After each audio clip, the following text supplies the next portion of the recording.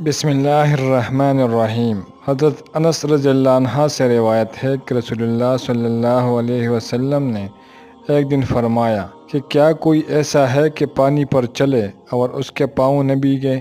عرض کیا گیا حضرت ایسا تو نہیں ہو سکتا۔